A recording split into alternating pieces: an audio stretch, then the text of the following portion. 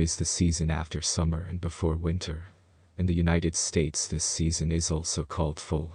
In the Northern Hemisphere, it is often said to begin with the autumnal equinox in September and end with the winter solstice in December. In the Southern Hemisphere, it runs from the autumnal equinox in March to the winter solstice in June. In many places in the temperate zone, autumn is a time for harvesting most crops. Deciduous trees, trees that lose their leaves every year, lose their leaves, usually after turning yellow, red, or brown. In many countries, autumn is the time a new school year starts. The period of school between the start of September and the end of December is often referred to as the fall semester, fall quarter, or fall term. When it is autumn in the Northern Hemisphere, it is spring in the Southern Hemisphere.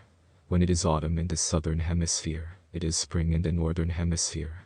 On the equator, autumn is very much like spring, with little difference in temperature and weather.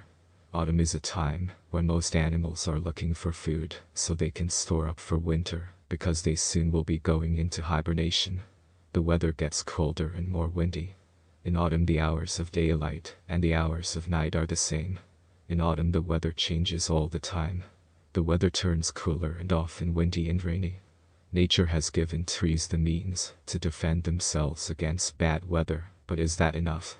Trees in autumn adapt to the cold, the trunk protected by the bark, the roots by the soil. Only the leaves are confronted with the rigor of the climate.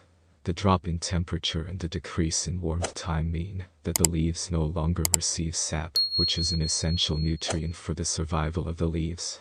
The leaves then feed on their provisions before dehydrating, hardening, and eventually falling. The color of the leaves deteriorates as the sunlight is reduced, which mainly influences deciduous leaves.